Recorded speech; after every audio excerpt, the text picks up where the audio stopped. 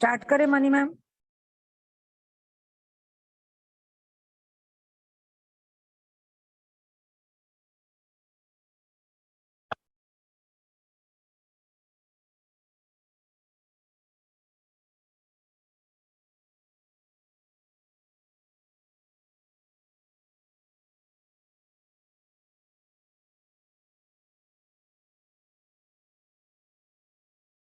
आपको वॉइस नहीं आ रही है। हाँ, अभी यस अभी ठीक है। Yes ma'am. ओके,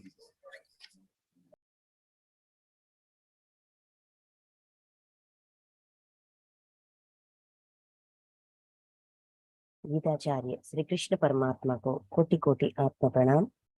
अर्जुन जी को कोटि कोटि आत्म प्रणाम। वेद व्यास भगवान जी को कोटि कोटि आत्म प्रणाम। श्री गणेश जी को कोटि कोटि आत्म प्रणाम। गीता का उद्धार करने वाले सारे आत्माओं का, व्यक्तियों का, मनुष्यों का, सबका कोटि कोटि आत्म प्रणाम, हृदय पूर्वक धन्यवाद। तो हम जय श्री कृष्ण बेन। श्रीमद् भगवत गीता तीसरा अध्याय कर्मयोग। कर्मयोग में 8 श्लोकों के बारे में जो भी ज्ञान दिया गया था उनके बारे में हमने कल डिस्कस किया था।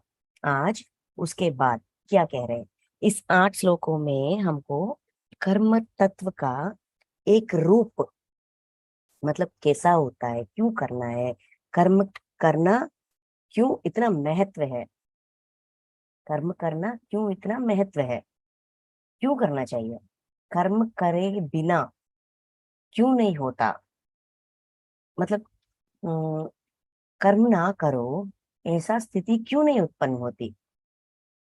तो सब लोग अपने अपने कर्म कर रहे हैं, है ना।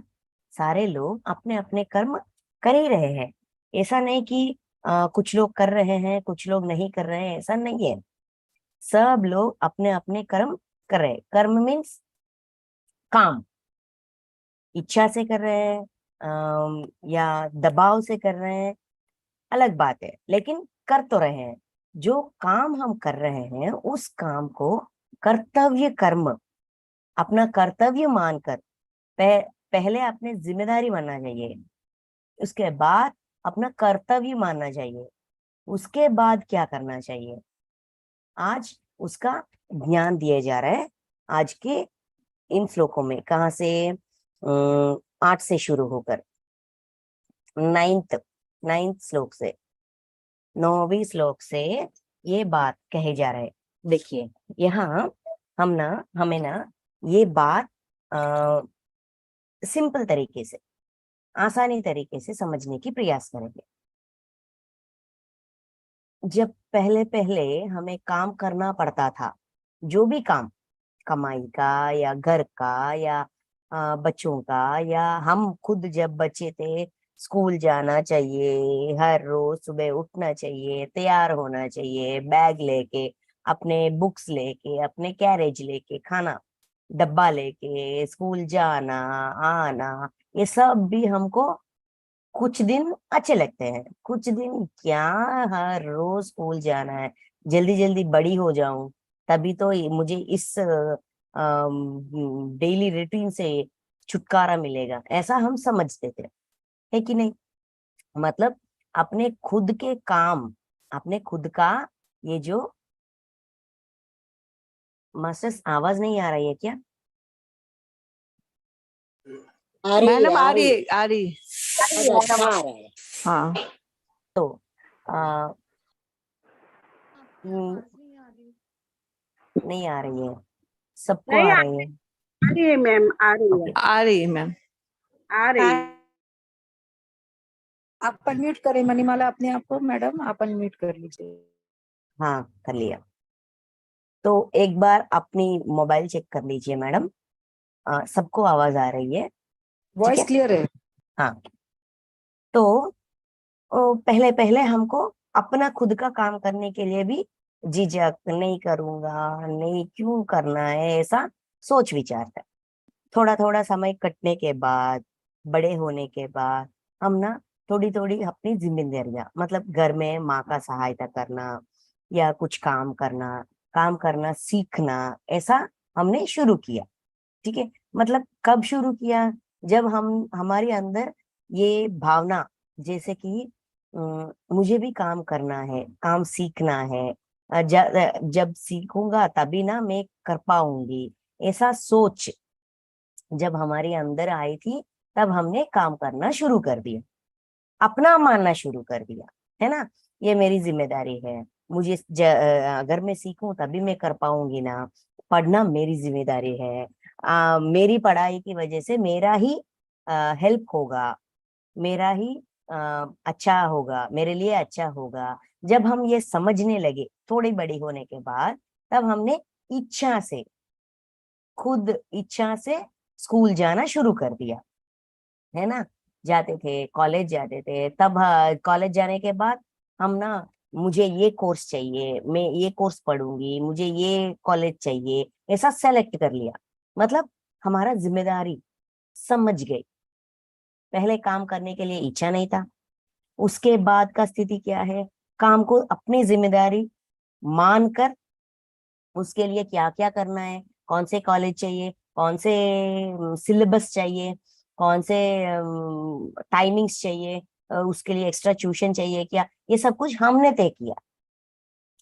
माँ बाप हमको हमारी सहायता की है, हमको सलाह दी है, लेकिन डिसीजन किसका था? खुद का डिसीजन था। मतलब काम को जिम्मेदारी मानना शुरू कर दिया, है ना। उसके बाद थोड़ा थोड़ा समय घटने के बाद, जो सीखना है सीखने के बाद, जो डिग्री पाना चाहते थे पाने के बाद, कुछ लोग जॉब करने के लिए चले गए, कुछ लोग शादी करने के लिए चले गए। ये डिसीजन भी किसका था? हमारा था। मतलब अपने जिम्मेदारियों को मानना और पूरी तरह से निभाने के लिए तैयार होने के बाद, हमने या तो जॉब, क्या कहते हैं, वर्क में चले गए, या तो शादी कर ली। शादी करने के बाद, शादी करने के वक्त हमारा सोच ऐसा है कि ससुराल में खुशी खुशी रहेंगे, पति प्यार देगा, ऐसा बहुत सारे इच्छाओं के साथ अपनी नई जिंदगी शुरू करते हैं। शुरू करने के बाद अगर हमारी जो भी सोच विचार थे इस शादी के बारे में, अगर वो ठीक ठाक हो गई तो सही, अगर कुछ गड़बड़ हो गई तो ये कैसी ससुराल मिली, ये कैसा पति मिला, ऐसा सोच वहां काम करने में भी हमें झिझक होती है ना। मैं क्यों करूं, एक काम वाली बाई को रख सकते हैं क्या, है ना, ऐसा समझते हैं। राइट। पहले पहले हमारे काम हमको करने के लिए इच्छा नहीं होती, उसके बाद कुछ दिन घटने के बाद, कुछ परिस्थिति को उस वही वही परिस्थितियों में कुछ दिन जीने के बाद हमको, अच्छा बाबा ये मेरी जिम्मेदारी है, बहू हूँ, पत्नी हूँ, मेरी जिम्मेदारी है, निभाना ही पड़ेगा। क्योंकि हमारे माँ बाप या हमारे दोस्त, हमारे रिश्तेदार के वही कहते हैं ना, ये बहू का जिम्मेदारी है, ये पति का जिम्मेदारी, पत्नी का जिम्मेदारी है, या पति का जिम्मेदारी है, या देवर का जिम्मेदारी है, ऐसा समझाते हैं। समझाते समझाते हम अपनाते हैं, काम को जिम्मेदारी के तौर से रूप से देखना शुरू करते हैं। राइट। ये कब तक है? जब तक हमको सिर्फ ये जिंदगी, मतलब अपनी निजी जिंदगी, अपनी फिजिकल लाइफ ही सब कुछ है, ऐसा सोच होने से हमें, अच्छा बाबा घर घर की बहू हूँ तो करना ही पड़ता है, घर की मालकिन हूँ तो करना ही पड़ता है, ऐसा समझते थे। राइट। जब हम ध्यान में आए, जब हमको ये पता चला सिर्फ यही शरीर नहीं, इसके पहले बहुत सारे शरीर लिए हैं, हम सिर्फ यही जीवात्मा नहीं, यही जिंदगी नहीं, बहुत सारे जिंदगियां जी चुके हैं। जन्म परंपरा के बारे में जब हमको पता था, हमको पता चला, तब हमने स्वीकारना शुरू कर दिया। अपने जिम्मेदारियों को झिझक से नहीं, इच्छा पूर्वक निभाना शुरू कर दिया, होल हार्टेडली। राइट। तब तक तो वो एक बोझ था, अपनी जिम्मेदारी बोझ था। जब हमको ये पता चला कि ये कर्म ऋण के वजह से आते हैं, बहुत सारे जिंदगियां हमने जी चुके हैं, मैं एक जीवात्मा हूँ, पहले भी मेरी बहुत जन्म है, उसके बाद भी बहुत जन्म होती है। ये सब कुछ पता चलने के बाद अपने जिम्मेदारियों को अपना मानना शुरू कर दिया। तब से ये बोझ हल्का हो गया। राइट? हमारी स्थिति, हमारी जिंदगी की स्थिति इस हिसाब से अगर हम सोचने लगे, इस हिसाब से अगर हम देखने लगेंगे, हमको इस अध्याय कर्म योग, इस अध्याय में कृष्ण परमात्मा क्या कहना चाहते हैं, क्या बताना चाहते हैं, एक ही बात को बार बार क्यों दोहरा रहे हैं, एक ही विषय को अलग अलग नाम देकर क्यों बता रहे हैं, हमको समझ में आएगा। इसीलिए ये सारा हिस्सा बता रहे हैं। ठीक है? तो ध्यान में आने के बाद अपनी जिम्मेदारियों को अपना अपना मानना, बोझ की तरह नहीं, ये अपनी है, ये मेरी जिम्मेदारी है, ये मानकर हम हल्का फुल्का हो गए। राइट? लेकिन ऐसा मानने के बाद भी हमने मान लिया, लेकिन हमारे घर वालों ने नहीं माना। ऐसा मानकर हम अपने जो भी जिम्मेदारियां हैं वो निभाते निभाते निभाते हमको भी ये एहसास होगा कि क्यों मेरी इतने सारे जिम्मेदारियां हैं, क्यों कोई मेरी जिम्मेदारी क्यों नहीं बांट रहे हैं, क्यों मुझे नीचा दिखाने की प्रयास हो रही है, क्यों मेरी सेवा का, मेरी जो मैं जो काम करती हूँ उस काम का क्यों प्रोत्साहन या अप्रिसिएशन क्यों नहीं हो रही है। हमेशा मैं ही मानूं क्या, हमेशा मेरी तरफ से ही हो क्या, ऐसा एक फ्रस्ट्रेशन जैसा आ जाती है। खुद समय ऐसा जिंदगी बिता के हमको एक जैसा ऐसा फ्रस्ट्रेशन थोड़ा आ जाती है। तब यूनिवर्स हमको ये बताती है, ये सच, नेक्स्ट लेवल ट्रूथ, अगली पड़ाव की सच को हमारी सामने आकर लाती है। क्या बताया कल कृष्ण परमात्मा ने, क्या बताया? शास्त्र विहित कर्तव्य कर्म, शास्त्र विहित कर्तव्य कर्म को करना है। मतलब वो जो अब तक हमने अपना जिम्मा माना है, जिम्मा की तौर पे देखा है, वो हमारी कर्तव्य है। क्यों कर्तव्य है? क्योंकि हमने उन लोगों की सेवा का इस्तेमाल किया है पिछले जन्मों में। अपने कर्म देखो, जो कर्म पिछले जन्मों में हमने किया है उसी का फल अभी हम भुगत रहे हैं, इससे ज्यादा कुछ नहीं। अगर सच्चाई को देखेंगे, कर्म ध्यान करके अपने कर्मों को देखेंगे, इन व्यक्तियों का सेवा मुझे क्यों करना पड़ रहा है, इन व्यक्तियों के 4 बातें मुझे क्यों सुनना पड़ रहा है, इन व्यक्तियों से मुझे मानसिक तौर पर दर्द क्यों हो रही है, इन व्यक्तियों से आर्थिक समस्या क्यों आ रही है, मेरी शारीरिक समस्या के कारण क्या है। ऐसा हम कर्म ध्यान करके अपना दुष्कर्म देखेंगे तो हमको ये क्यों कर्तव्य कहा गया है। क्योंकि जो दर्द हमने दिया है, जो सेवा हमने करवाया है, जो पैसे हमने लुटाया है, जो 4 बातें हमने सुनाया है, वही वापस हमारी जिंदगी में आई है।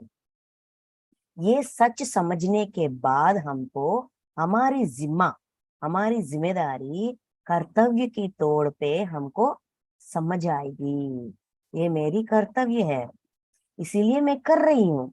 अच्छा बाबा, मैंने दर्द दिया है तो उस दर्द को पूरी तरह से समझकर पूरी तरह से क्षमा मांगूंगी, अपनाऊंगी।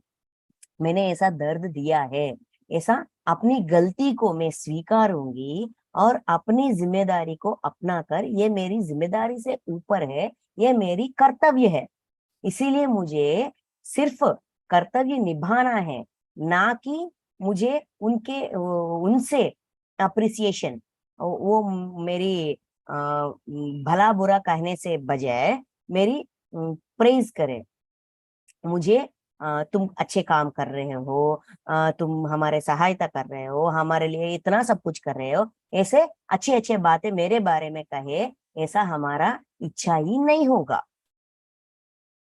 प्रतिफल के लिए हम तरसेंगे नहीं, एक्सपेक्टेशन नहीं रखेंगे, क्योंकि ये एक्सपेक्टेशन मुफ्त में करेंगे तो एक्सपेक्टेशन होगी, हम मुफ्त में तो कुछ नहीं कर रहे हैं, है ना।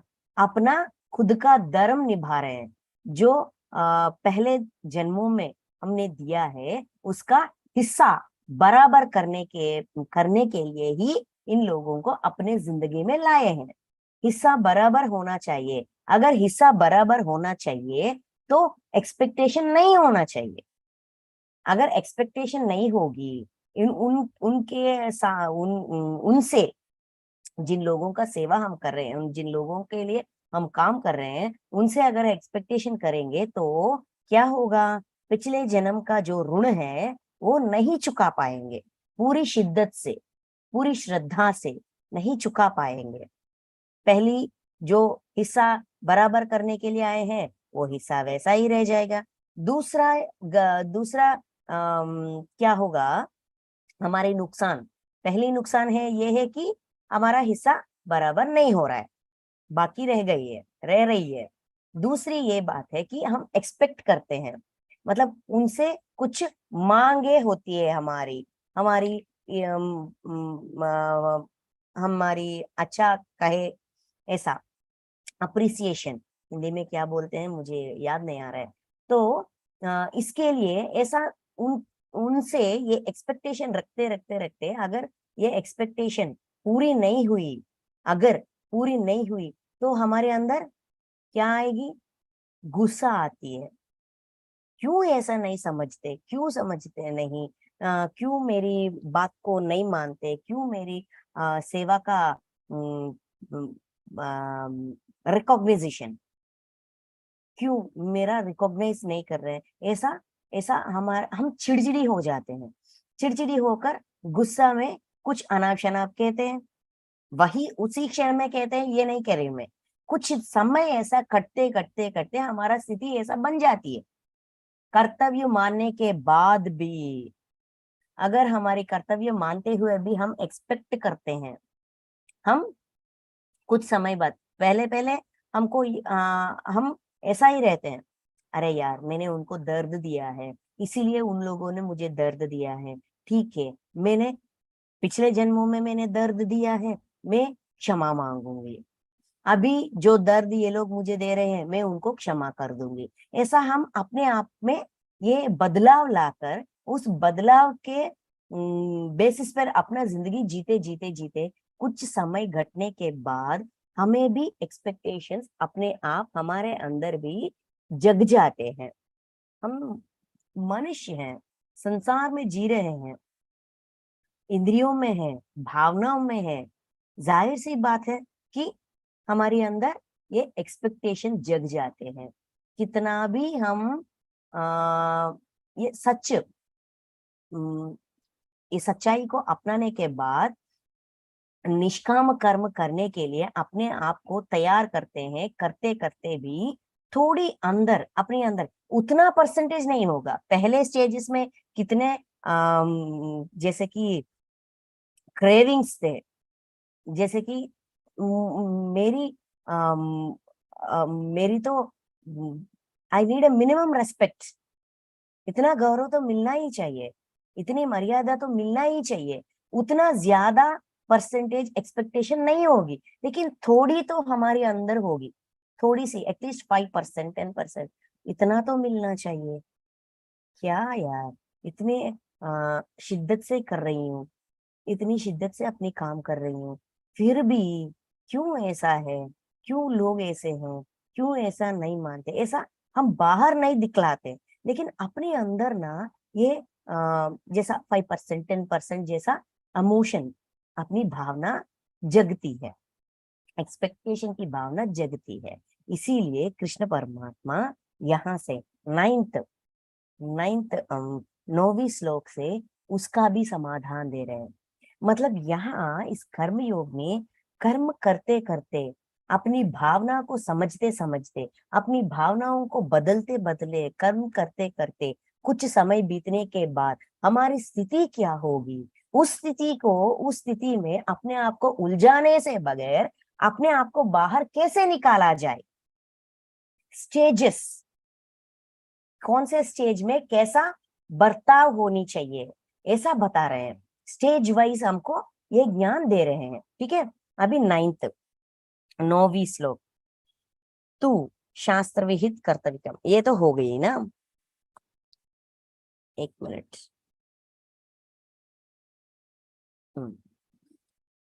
तो शास्त्र विहित कर्तव्य कर्म करो।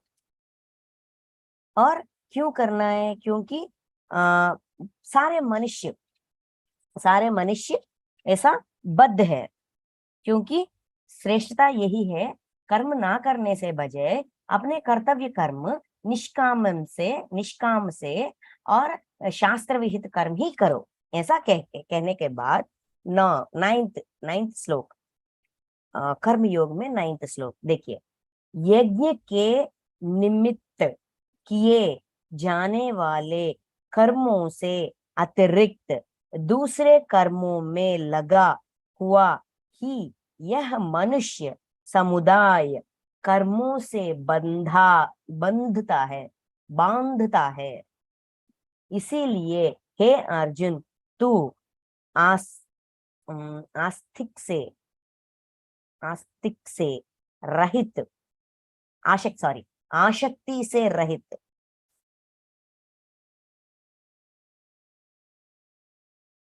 यज्ञ के निमित्त आसक्ति से रहित होकर उस यज्ञ के निमित्त ही भली भांति कर्तव्य कर्म कर। अपने कर्तव्य कर्म को यज्ञार्थ, यज्ञ से निमित्त मतलब यज्ञार्थ कर्म करो। जब हमें ये स्थिति उत्पन्न होती है, हमारी अंदर की भावना कितना भी प्रयास करते करते, आप निष्काम कर्म करते करते, जब हमारे अंदर एक्सपेक्टेशन जग जाती है गौरव के लिए या मर्यादा के लिए या अपने प्रयास का, अपने श्रम का गुर्तिंपु, हिंदी में क्या कहते हैं मुझे याद नहीं आ रहा है। तो उसके लिए हमारे अंदर जब ये एक्सपेक्टेशन जग जाती है, तब ये सलाह दिया गया है, यज्ञार्थ कर्म करो। अपने कर्तव्य कर्म को यज्ञार्थ करो। यज्ञ मतलब भाविक, बाहरी, मतलब आउटर मीनिंग। शब्द का अर्थ, आंतर्य नहीं, अर्ध। यज्ञ का अर्थ क्या है कि जो ऐसा बनाते हैं ना, यज्ञ कुंड लगाकर होम, ऐसा लकड़ियों को, ये जो लकड़ियां होते हैं उसको रखकर ऐसा घी वगैरह डालकर अग्नि से करते हैं, वो हम समझ रहे हैं। लेकिन यज्ञ का मतलब ये है आंतर्य। यज्ञ का आंतर्य है कि सेवा तत्व। क्यों सेवा है? यज्ञ का मतलब सेवा कैसा हो गया है, ये कैसे माने? देखिए, जब यज्ञ करते हैं हम उस पे घी डालते हैं, है ना। जब हम घी डालते हैं तो वो जो भी हम यज्ञ में डालते हैं वो सब वैसा ही रहते हैं क्या? नहीं ना। सबका रूप बदल जाती है, सबका हवन हो जाती है, सब एक एशेस बन जाते हैं, है ना। वो भी पूरी तरह से नहीं, पूरी तरह से मुलायम जैसा एशेस बन जाते हैं, है ना। मतलब जो भी हम दे रहे हैं वो उसका रूप नहीं रहेगा वहां पे। मतलब अपने अंदर त्यागना, त्याग की भावना, ये जो मैं दे रही हूँ वो मुझे वापस नहीं मिले तो भी ठीक है, जो मेरे पास है वो मैं त्याग रही हूँ। जो मेरे पास है वो त्याग करना। दान से भी हमें एक्सपेक्टेशंस होती है, लेकिन त्याग में कोई एक्सपेक्टेशन नहीं होती, क्योंकि हमें भली बात ही पता है, बहुत अच्छी तरह पता है कि ये जो इसमें अर्पण हो रही है वो वापस नहीं आएगी, वापस नहीं आएगी तो भी ठीक है, मैं उसे त्यागने के लिए सिद्ध हूँ। जो लकड़ियां में डाल रही हूँ, जो घी में डाल रही हूँ, जो नवधान्य में डाल रही हूँ, जो भी मैं चावल में डाल रही हूँ, जो भी मैं डाल रही हूँ, मैं खुद का जो समान है वो मैं त्याग रही हूँ। ऐसी भावना यज्ञ का भावना है। ऐसी भावना जो यज्ञ करता है उसके अंदर जगे, इसीलिए यज्ञ करवाते हैं। त्याग की भावना उत्पन्न हो, ये यज्ञ की आंतर्य है। इसीलिए यज्ञार्ध कर्म, पहले क्या कहा था? जिम्मेदारी। उसके बाद क्या कहा था? निष्काम कर्तव्य कर्म। उसके बाद यज्ञार्ध कर्म। अपने कर्म को यज्ञ के रूप में बदल डालो, अपने कर्म को जिम्मेदारी बनकर निभाओ, मानकर निभाओ। इसके बाद निष्काम होकर कर्तव्य जैसा मानकर, क्योंकि सच्चाई में वो कर्तव्य है। कर्तव्य कर्म करो, कर्तव्य जैसा जो सच्चाई है, कर्तव्य अपने कर्म को कर्तव्य मानकर करो, तब हल्का हो जाएंगे। अपने पर जो ये भारीपन है वो हल्का हो जाएगा। तीसरा क्या कह रहे हैं अभी? यज्ञार्ध कर्म करो। जो भी कर्म कर रहे हो यज्ञार्ध मानकर करो, मतलब सेवा मानकर करो। क्योंकि पूर्व हमको पता है, राजा महाराजा ये सारे लोग यज्ञ करते हैं, राजसूय यज्ञ, ऐसा बहुत सारे यज्ञ हैं। ये यज्ञ किसके लिए कर रहे हैं वो लोग? अगर उस यज्ञ के बारे में अगर हम समझे तो किसके लिए करें? क्या राजा सिर्फ अपने लिए कर रहे हैं? नहीं ना, सबकी भलाई के लिए कर रहे हैं। राज्य का राज्य सुभिक्ष हो, राज्य में रहने वाले प्रजा उनका भला हो, उनका अच्छा हो। सारे क्या कहते हैं, रेन्स, वर्ष के लिए, बारिश के लिए यज्ञ करते थे, है ना। बारिश हो तभी ये सारे पानी हो जाएगी, तो ये जो खेती बाड़ी का काम हो जाएगा, अन्न का उत्पन्न हो जाएगा। ये जो खाना, सबका जो खाना है उसका उसको कैसे उगे ये सब हो जाएगा। इसके लिए तो यज्ञ करते थे, है ना। यज्ञ इसके लिए करते थे। तो हम क्या वे उस तौर से समझने से भी यज्ञ किसके लिए है? अपने लिए नहीं, सबकी भला के लिए, मतलब सेवा। यज्ञ की अंतरार्ध ये है कि सेवा। जो काम हम कर रहे हैं उसको सेवा मानकर करें तो पूरी तरह से मुक्ति मिलती है अपनी ऋण से। ठीक है। अपनों के लिए जो काम हम करते हैं, अपने सास के लिए, अपने पति के लिए, अपने बच्चों के लिए, अपने घर के लिए करते हैं, उसको कर्तव्य मानते मानते मानते हमारे अंदर भी एक्सपेक्टेशन जग जाती है। लेकिन जब उस काम को यज्ञ के तौर पर, यज्ञार्ध कर्म मानकर, सेवा मानकर जब हम करेंगे, अपने अंदर एक्सपेक्टेशंस ही नहीं जगेगा। जैसा कि हम ध्यान सिखाते हैं, मीटिंग्स रखते हैं, सबको सज्जन सांगत्य करते हैं, तो आप लोगों से मेरा कोई एक्सपेक्टेशंस है क्या? रेखा मैम का या किसी और का, जो आरती मैम हमको सबको योगा करना सिखा रही है ना।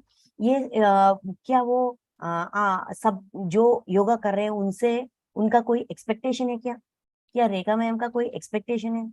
क्या मुझे कोई एक्सपेक्टेशन है कि आप सब लोग ये गीता का ज्ञान सुनकर मुझे ऐसा माने या वैसा माने, या कुछ मेरा अच्छा इस क्लासेस का बहुत अच्छे लाइक्स हो, या कुछ क्या कहते हैं, बहुत अच्छी तरह सारे लोग देखें और मुझे प्रेज करें, ऐसा कोई एक्सपेक्टेशंस है क्या हमको? किसी को भी, यहाँ जो भी लोग प्रस्तुत है किसी को भी ध्यान सिखाते सिखाते, ज्ञान बताते बताते, ऐसे काम करते करते, सबके लिए काम करते करते, किसी को भी किसी पर एक्सपेक्टेशंस है क्या?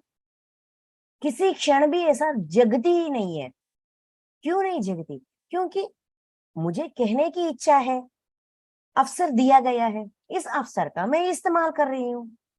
इसके अतिरिक्त मुझे कुछ नहीं चाहिए। मुझे यही बहुत है, ऐसा अवसर मिलना ही बहुत है। उससे ज्यादा क्या चाहिए? कुछ नहीं चाहिए। ऐसा भावना हमारे अंदर है कि नहीं? क्यों है? क्योंकि हम सेवा मान कर रहे हैं। तो सेवा भाव से, यज्ञार्थ कर्म मतलब सेवा भाव से जब हम अपना काम करेंगे तो जाहिर सी बात है कि हम पूरी तरह 100%, 100% निष्काम कर्म करेंगे। निष्काम ही अपना कर्म करेंगे। इसीलिए कर्म को यज्ञार्थ कर्म से यज्ञार्थ बना दो, अपने कर्म को यज्ञार्थ बना दो, ये बता रहे हैं यहाँ ये 9वीं श्लोक में। देखिए, यज्ञ के निमित्त किए जाने वाले कर्मों से अतिरिक्त दूसरे कर्मों में लगा हुआ ही यह मनुष्य समुदाय कर्मों से बांधता है। यज्ञार्थ कर्म ही बंध विमुक्ति है। यज्ञार्थ के अतिरिक्त जो भी कर्म करे ये बंधन बन जाते हैं, अपने आप को बांध लेते हैं। किससे बांध लेते हैं? फल से बांध लेते हैं, कर्म फल से बांध लेते हैं, अपने आप को बंधित करते हैं।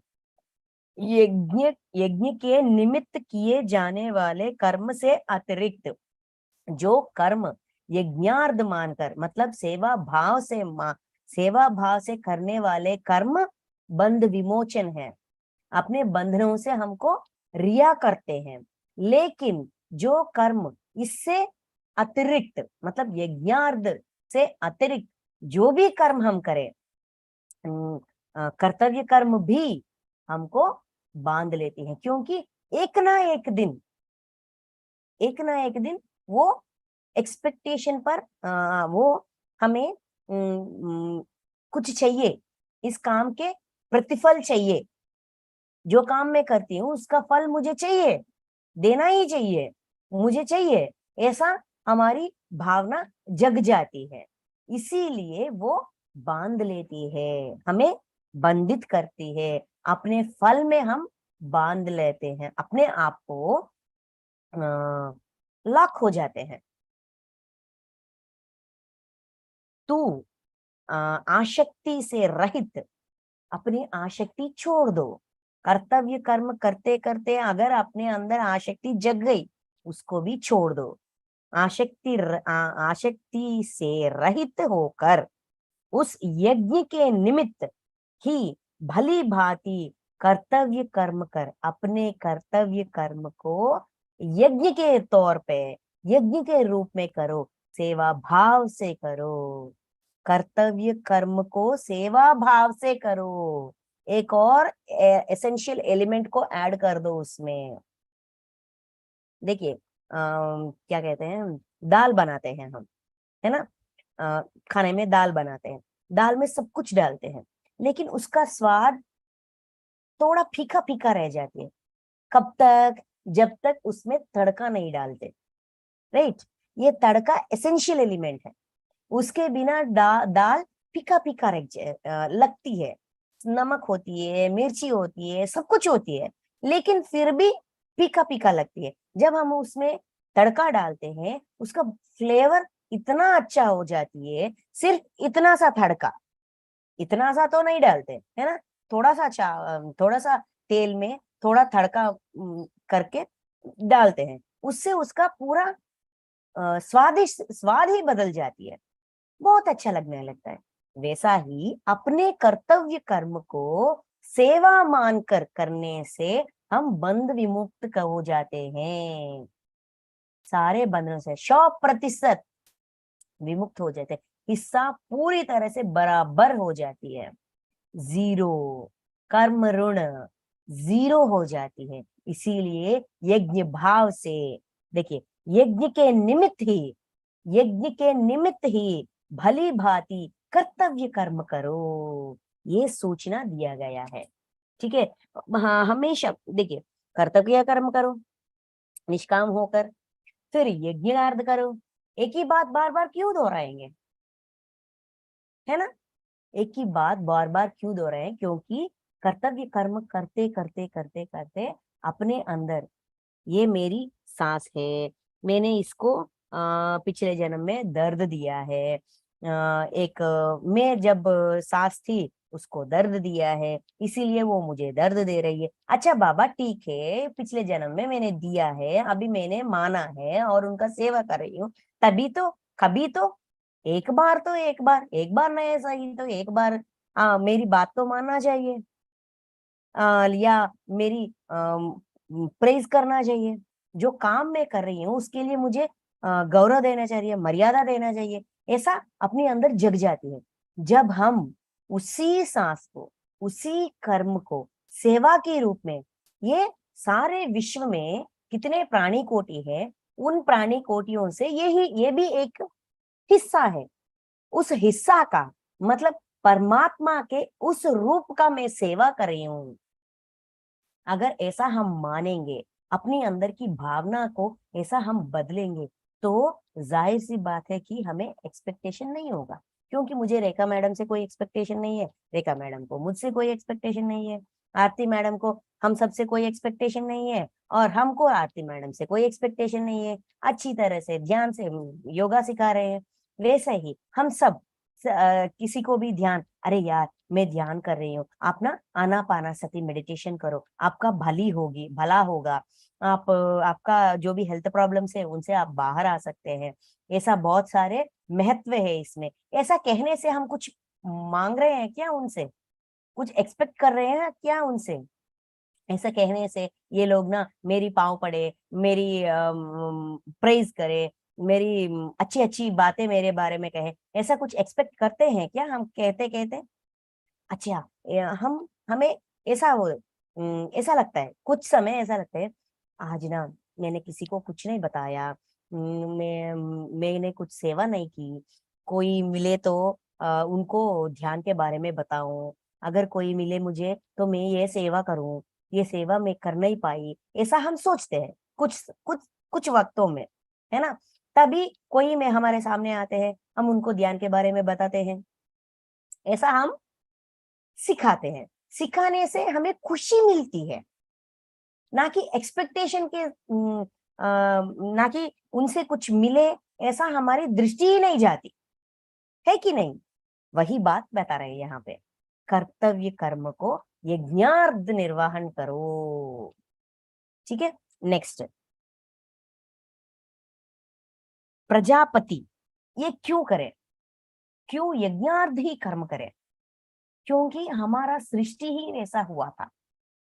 ठीक है, वो बात इस 10th श्लोक में कह रहे हैं।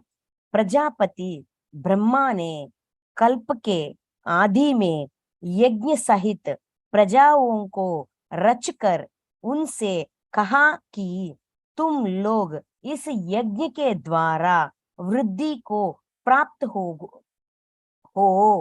और यह यज्ञ तुम लोगों को इच्छित भोग प्रदान करने वाले हैं।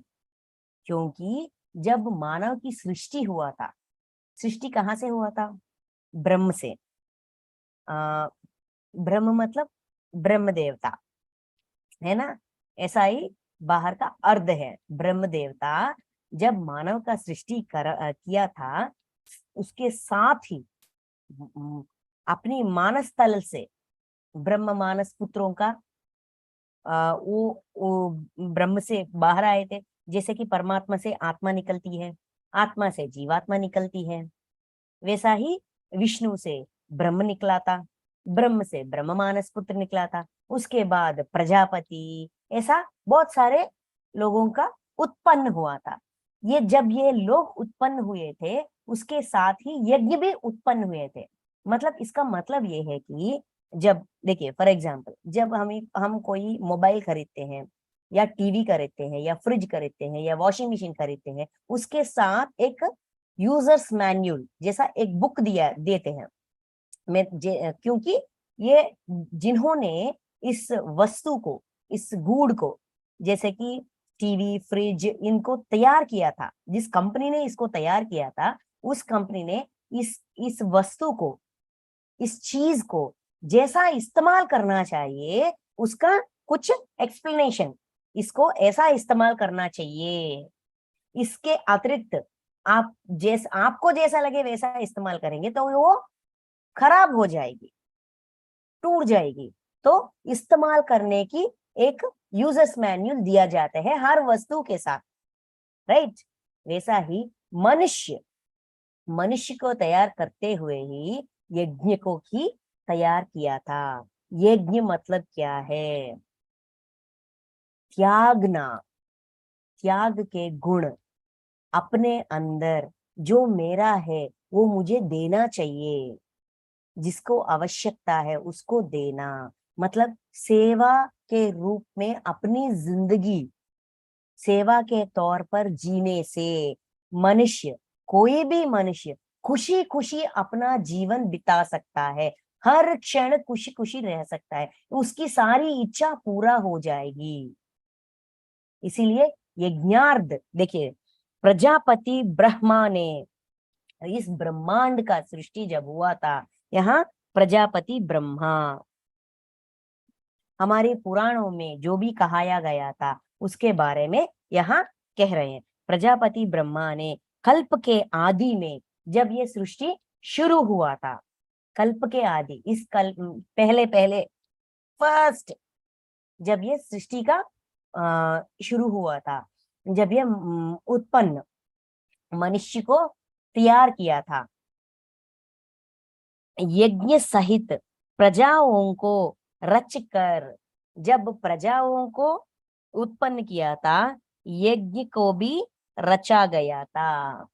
मतलब जो व्यक्ति को, मानव जैसा एक व्यक्ति का उत्पन्न हुआ था, मनुष्य जैसा एक व्यक्ति का उत्पन्न हुआ था, इस मनुष्य नाम की व्यक्ति खुशी खुशी अपनी जिंदगी जिए, खुशी खुशी हर एक क्षण जिए, इसीलिए यज्ञ का भी उत्पन्न हुआ था, रचा गया था, मतलब लिखा गया था, दिया गया था, यूजर्स मैन्युअल, ठीक है। उनसे कहा कि तुम लोग इस यज्ञ के द्वारा वृद्धि को प्राप्त हो।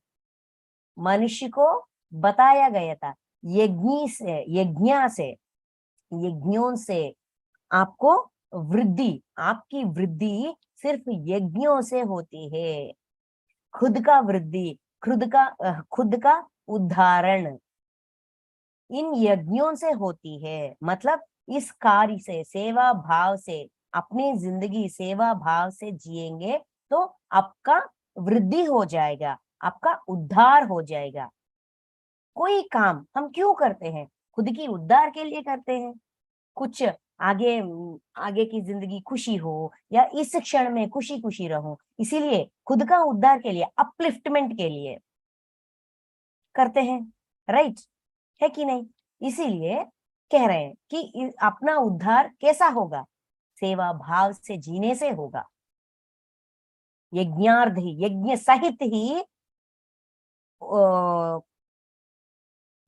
सहित ही प्रजाओं का रचना हुई थी। तो क्यों हुई थी? क्योंकि इससे आपका वृद्धि होगा। और एक और बात, और यह यज्ञ तुम लोगों को इच्छित भोग प्रदान करने वाले हैं। जो भी हमारी इच्छाएं हैं वो सारे पूरे होंगे जब हम सेवा भाव से करेंगे। मतलब हम अपने आप को नहीं उलझाएंगे कर्म फल के बंधन में, हम अपने आप को स्वेच्छ रखेंगे। यज्ञार्थ कर्म करते करते बंधन में बंधित नहीं होंगे। इच्छा पूरा होगा, हमारी इच्छा रह जाएगी ऐसा नहीं है। जो भी इच्छा हमारी अंदर जगी है वो इच्छा पूरा होते होते हमें बंधित नहीं करेगी, ठीक है। तो यहाँ एक बात बताइए, कृष्ण परमात्मा कहीं पे भी अपने इच्छाओं को दबा करो, अपने इच्छाओं को निकाल कर फेंक दो, इच्छा नहीं रखो, ऐसा कहीं भी कहा है? नहीं। इच्छा के बिना कोई नहीं है। इच्छा की तरह तरह की रूप होते हैं। डिजायर्स, डिजायर्स के बिना कोई नहीं होता। उसके डिजायर, उसके इच्छा उसका उन्नति के लिए है या घटने के लिए है, ये खुद सोचना चाहिए। जो भी इच्छा हो वो सेवा के रूप में, सेवा भाव से जीने से इच्छा पूरी होती है, हमें बंधित नहीं करती है।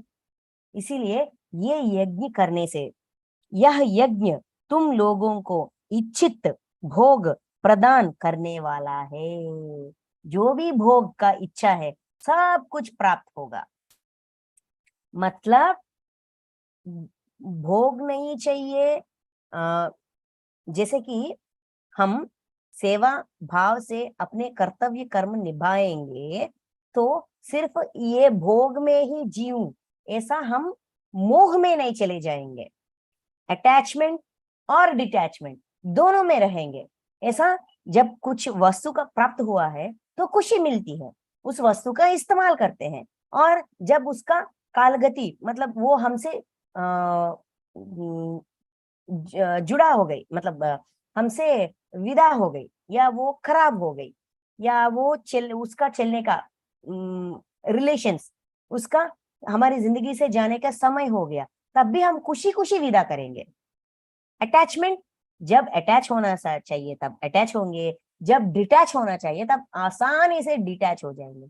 इस वजह से हम बंधित नहीं होंगे, बांधे नहीं जाएंगे अपने खुद के मोह में, भोग के माया में।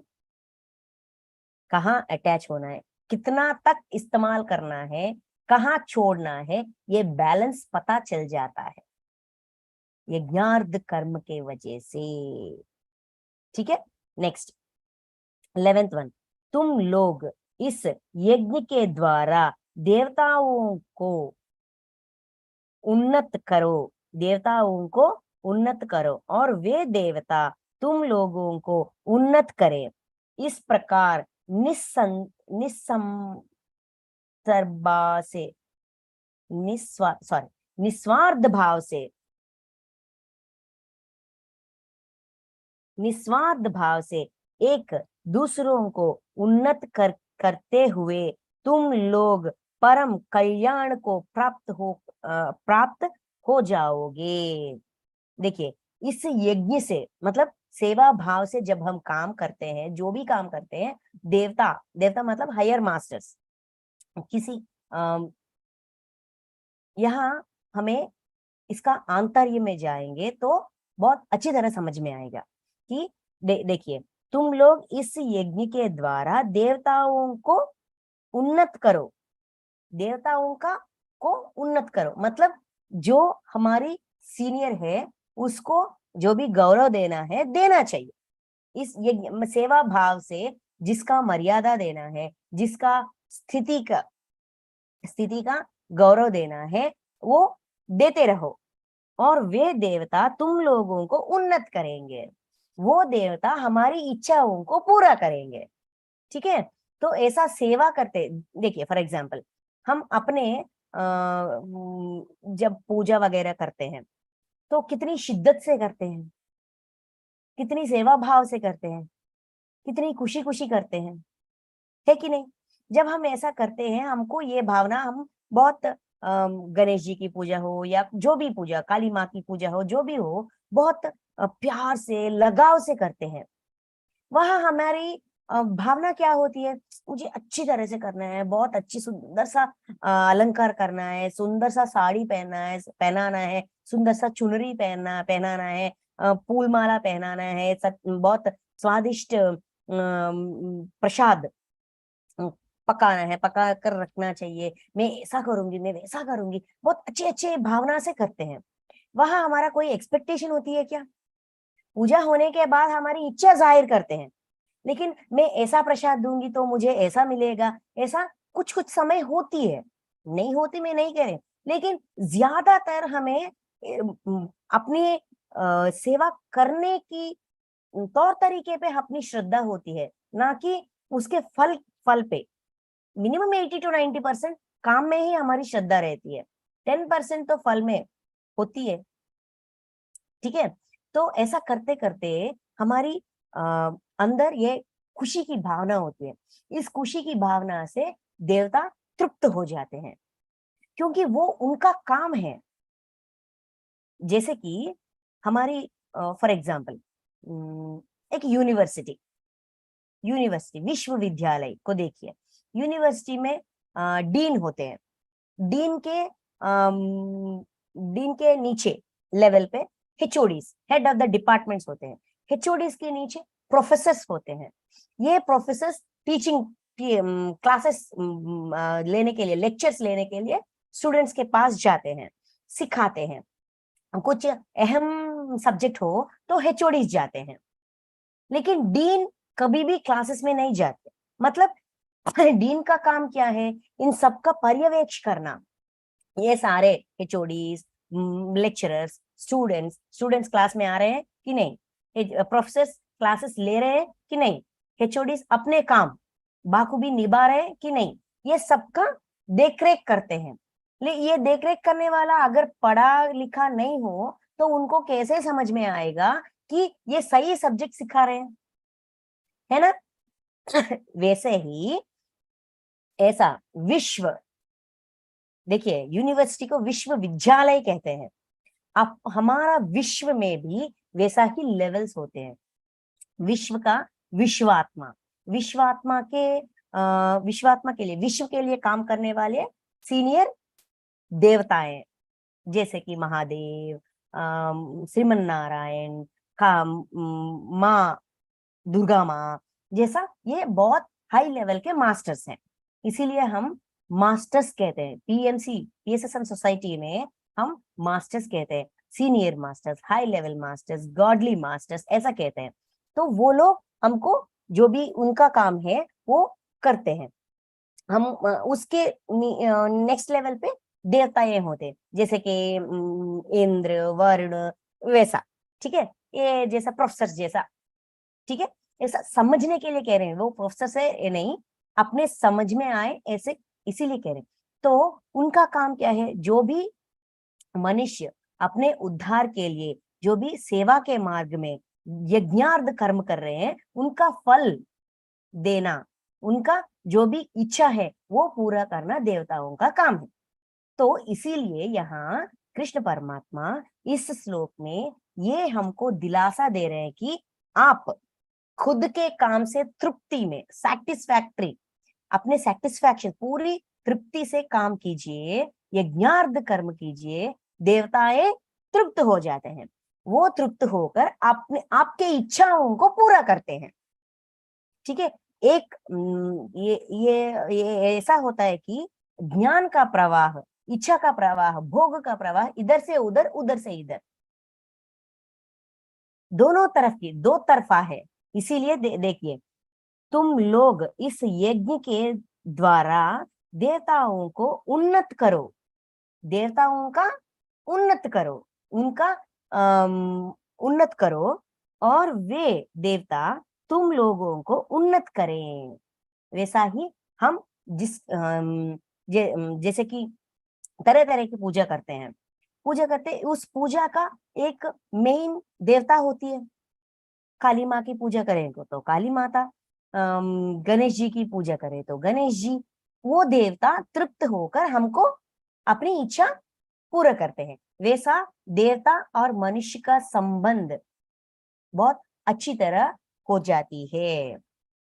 इस प्रकार निस्वार्थ भाव से जो भी काम हम करते हैं, निस्वार्थ भाव से करना है।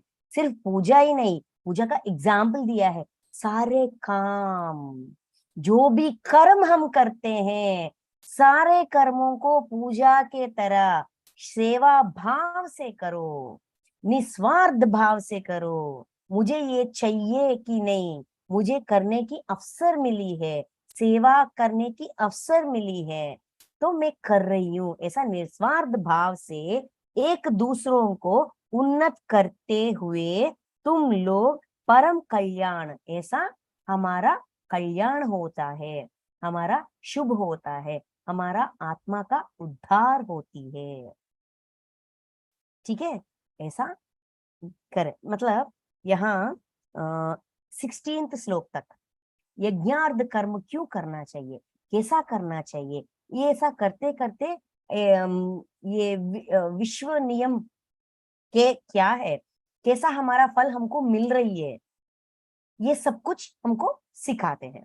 ठीक है, तो नेक्स्ट वन, यज्ञ के द्वारा बढ़ाए हुए देवता तुम लोगों को बिना मांगे ही इच्छित भोग निश्चय ही दे रहेंगे। जो भी हम मांगते हैं, पहले मांगते हैं ना, जो हमारी इच्छा होती है, लेकिन देखिए मांग स्वार्थी मांग होती है, निस्वार्थ मांग ही होते, इसीलिए निस्वार्थ भाव से, जैसे कि मेरी आत्मा का उद्धार हो, मैं और लोगों को सहायता करने के लिए मुझे जो भी इम्यूनिटीज चाहिए वो दीजिए, मैं हेल्प करना चाहती हूँ, मैं सेवा करना चाहती हूँ, मुझे अवसर दीजिए, ये भी डिजायर्स है, ये भी इच्छाएं हैं, ये भी पूरा हो रही है ना। अगर ये इच्छा नहीं पूरा नहीं हुई तो मैं कह नहीं पाऊंगी, अगर मुझे ये अवसर नहीं मिला तो मैं इतना ज्ञान सीख नहीं पाऊंगी।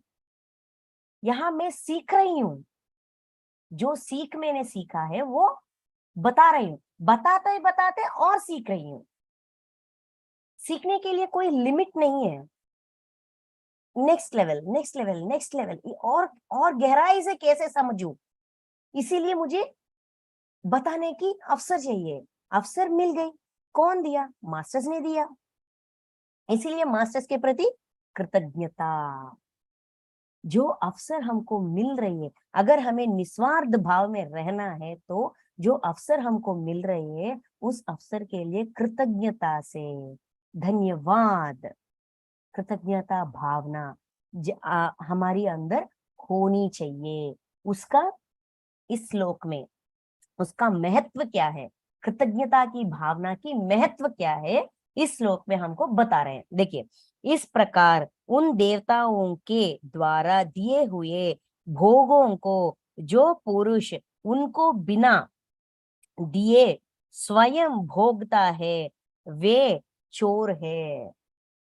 जो व्यक्ति, जो मनुष्य उनको प्राप्त हुई इस भोग, अवसर, स्थिति, उसके प्रति कृतज्ञता भावना से आपने मुझे ये अवसर दिया, थैंक यू सो मच, इसीलिए मैं और सीख गई हूँ, और सीखने की मुझे ये उपयोग हुआ। ऐसा कृतज्ञता भावना से अगर हम नहीं रहेंगे तो हमें चोर कह रहे हैं। देखिए, देवताओं को द्वारा दिए हुए भोगों को जो पुरुष उनके बिना दिए गए, जो हमने पाया है उसको सबको देना चाहिए। देखिए, पत्री सर क्या कहते हैं, वंशी सर क्या कहते हैं, आज जो सीखा, अब क्यों जो सीखा, मरुक्षण, नेक्स्ट मोमेंट, आज जो सीखा आज ही किसी को बता दो, जो भी हो बता दो। कभी भी पूरा सीखूं तभी बताऊंगी ऐसा वेट नहीं करो। जो भी आज नई बात सीखा है सबको बता दो, किसी को भी। अगर कोई नहीं मिला, अपने घर वाली काम वाली बाई को भी बता दो, अपने बेटा का बता दो। अगर कोई नहीं मिला, कोई जानवर है, उस जानवर को बता दो। कहने से ही हम ज्यादा सीखते हैं, इसीलिए जो हमको मिला है उसे सबको बांटने के बजाय सिर्फ हम ही ले लेंगे, सिर्फ खुद के लिए रखेंगे, ये मेरा है मेरा है ऐसा समझ कर अपने लिए ले रखेंगे तो हम चोर हैं, ऐसा कह रहे हैं। मतलब चोरी मत करो, क्योंकि हमारा उद्धार नहीं होगा। कहने से ही जो सीखा है वो सीख बांटने से ही बढ़ती है। ज्ञान छुपाने से नहीं बढ़ती, बांटने से बढ़ती है कि नहीं? इसीलिए हमें कहाया जाता है, ध्यान करना सीखा तुमने, किसी और को सिखा दो। उनको कहो किसी और को सिखा दो, बस बता दो, वो सीखेंगे, करेंगे, ज्ञान करेंगे कि नहीं, सीखेंगे कि नहीं, यानी एटलीस्ट सुनेंगे कि नहीं, तुम्हारी कोई वो तुम्हारा काम नहीं है। तुमने बताया कि नहीं वही तुम्हारा काम है। हमने जो सीखा है वो हमने किसी और को दिया है, हमें जो मिला है वो हमने किसी और को दिया है कि नहीं, वही महत्व रखती है। उन्होंने लिया या नहीं लिया, इस्तेमाल किया या नहीं किया, शाबाशी किया या नहीं किया, हमें कोई मतलब नहीं। सिर्फ मुझे जो मिला है वो मैंने दिया कि नहीं, वहां तक ही मेरी सीमा है। अगर मैंने नहीं दिया तो मैं चोर हूं। ठीक है, ये बात है। मतलब कृतज्ञता भावना, देवताओं को तृप्त करना। मतलब देखिए, कुछ लोगों को ड्रीम्स के जरिए, सपनों के जरिए हमको एस्ट्रल सर्जरीज होते हैं, एस्ट्रल सर्विसेज पाते हैं। कुछ लोग ध्यान में, कर्म ध्यान में या ज्ञान ध्यान में पूछते हैं, मास्टर्स मुझे बहुत इस शरीर में बहुत दर्द है, मैं बहुत सारे शहर में या गांव में जाकर ध्यान का प्रचार करना चाहती हूँ, लेकिन इस शरीर की प्रॉब्लम की वजह से मैं जा नहीं पा रही हूँ, मेरी सहायता कीजिए, मेरी कर्म मुझे दिखा दीजिए, ऐसा पूछते हैं। ऐसा पूछते पूछते कुछ लोगों को एस्ट्रल ड्रीम्स में भी, एस्ट्रल लेवल पे में ही उनका सर्विसेज दिया जाते हैं। उनको कुछ ड्रिंक्स देते हैं, जैसे कि लिक्विड कॉस्मिक एनर्जी देते हैं। उन जहां भी उनका दिक्कत है, हेल्थ प्रॉब्लम है, उसका कुछ सर्जरीज करते हैं, और तुरंत नेक्स्ट डे, अगले दिन से वो लोग चल पाते हैं। जो काम के लिए उन्होंने हेल्प मांगा है वो काम वो करते हैं, जाते हैं। अरे यार, मैंने मास्टर से पूछा, मेरी हेल्थ प्रॉब्लम ठीक हो गई, तो मैं जरूर जाऊंगी, गांव गांव में जाकर ध्यान का प्रचार करूंगी, ऐसा जाते हैं। तो जो मास्टर्स हमको ये सहायता की है, उस मास्टर्स के लिए हमें कृतज्ञता कहना चाहिए।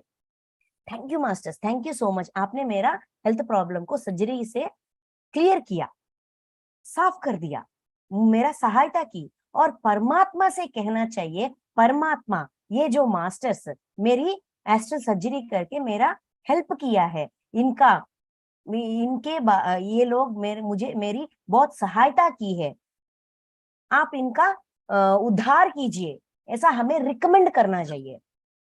वंशी सर कहते हैं ऐसा रिकमेंड करना चाहिए, क्योंकि ऐसा करने से उनको परमात्मा से शाबाशी मिलती है।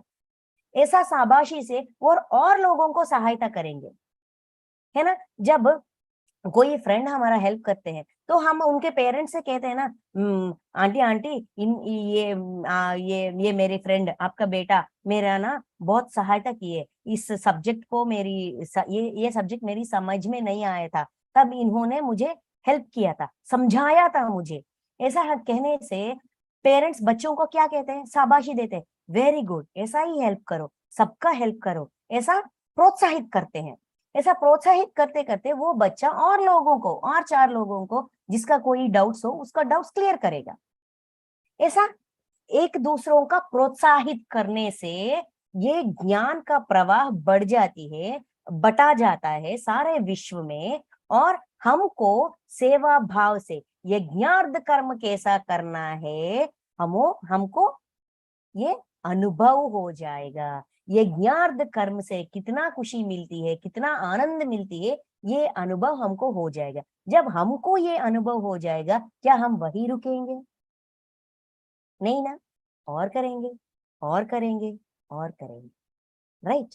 ऐसा हमारा उद्धार हो जाएगा। इसीलिए ये कह रहे हैं, यज्ञ के द्वारा बढ़ाए हुए देवता, मतलब जो देवताओं का हमने कृतज्ञता पूर्वक थैंक यू कहा है, धन्यवाद किया है, वो देवता तुम लोगों को बिना मांगे ही, जब हम जो हमारी मांग है वो भी देते हैं, और बिना मांगे ही हमारी अंदर की भावना को समझकर भी हमारी इच्छा पूरा करते हैं, कि इच्छित भोग निश्चय ही देते हैं, निश्चय ही, कंफर्म निश्चय देते हैं। इच्छित भोग निश्चय देते हैं, क्योंकि एक अंडरस्टैंडिंग है, हमारी स्थिति समझते हैं, जो देवताओं का हमारी मांग है वो भी समझते हैं। यज्ञार्थ कर्म जब हम करते हैं, अपने आप वो देवताएं तृप्त बिना मांगे ही निश्चित हमारे जो भी इच्छा हमारे है सब कुछ हमें देते हैं। देने के बाद भी जब हम बहुत पीड़ित थे, दर्द में थे, कोई आया है हमारी जिंदगी में और हमको ये हमारे जिंदगी में ध्यान का परिचय हुआ था। अगर उस दिन वो परिचय नहीं हुआ तो आज हम इतना खुशी होते हैं क्या? मतलब देवता, मतलब वो ऐसा उस रूप में टीवी में या फोटोज में जैसा रूप दिखाते हैं वैसा आते हैं क्या? मनुष्य ही आता है, मनुष्य के रूप में ही आता है, वो भी देवता है। जिसके वजह से हमें ज्ञान का परिचय हुआ, उनके प्रति हमेशा कृतज्ञता की भावना में रहना चाहिए। जिन्होंने हमको ज्ञान सिखाया था, ज्ञान दिया था, हमेशा उनका कृतज्ञता करनी चाहिए। ऐसा भावना करते करते हमारे अंदर ये भावना का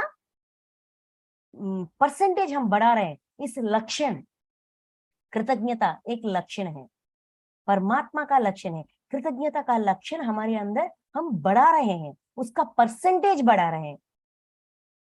उसके वजह से हम हर क्षण खुशी खुशी रहेंगे। अगर हमारे अंदर कृतज्ञता नहीं है, जो हमको मिला है वो हम किसी को नहीं दे रहे, खुद के लिए रख रहे हैं, ये मेरा है ऐसा समझकर खुद के लिए रख रहे हैं, तो हम चोर हैं। वैसा इस श्लोक में 11वें श्लोक में ये कहाया गया था। आज हम यहाँ रुकते हैं, ठीक है। यज्ञार्थ कर्म की मतलब क्या है, यज्ञार्थ कर्म क्यों करना चाहिए, कैसा इसका क्या कहते हैं उत्पन्न हुआ था, तैयार हुआ था, विरचित हुआ था। मनुष्य के साथ ब्रह्मा ने यज्ञों को भी यज्ञों का भी क्या कहते हैं उत्पन्न किया था। ये सब कुछ आज हमने सीखा है। Thank you masters, thank you so much. अगर किसी का कोई डाउट हो तो पूछ लीजिए, कुछ समझ में आया नहीं आया तो भी पूछ लीजिए।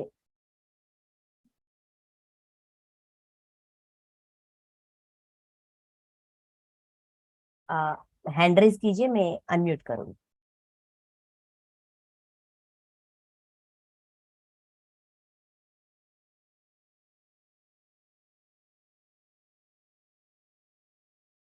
समझ में आई कि नहीं?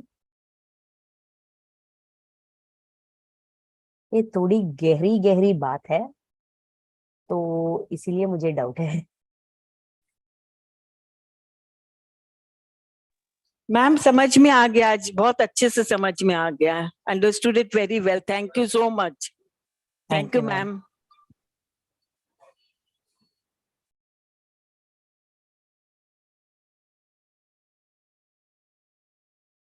Thank you ma'am. Sudha ma'am.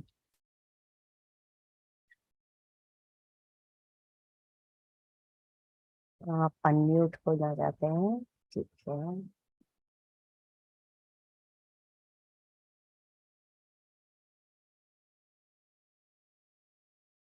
हाँ, मैम नमस्ते मैम। आत्मा नमस्ते वंदन। मैम। मैम आत्मा वंदन।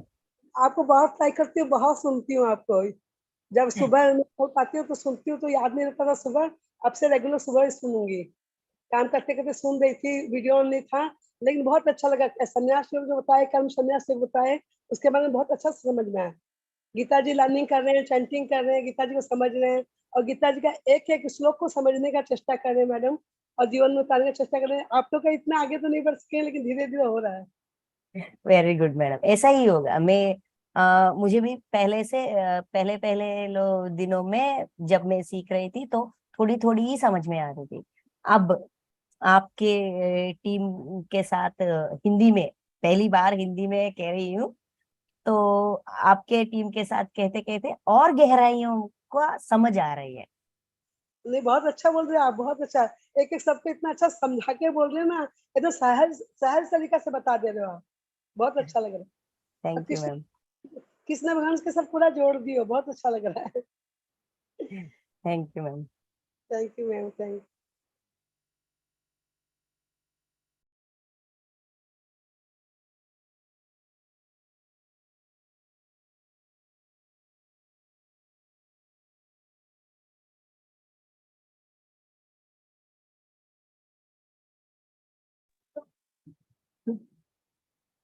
Ma'am thank you very much. Thank you ma'am. बहुत अच्छी तरीके से समझ में आ रहा है मैम। भगवद गीता तो पढ़ रही थी, पढ़ते पढ़ते बीच में छोड़ दिया था क्योंकि समझ में नहीं आ रहा था कुछ। तो आपकी अभी ना रोल में ज्वाइन होती हूँ और उनको कोशिश कर रही हूँ। या फिर बहुत अच्छा लग रहा है ma'am. Thank you very much. Thank you ma'am ma'am. I hear your videos in free time. हमको इतना अच्छा वेल एक्सप्लेन करते हैं आप। मैम एक तो भागवत गीता पूरा समझने में 1 साल लग जाएगा, पूरा भागवत गीता समझने में?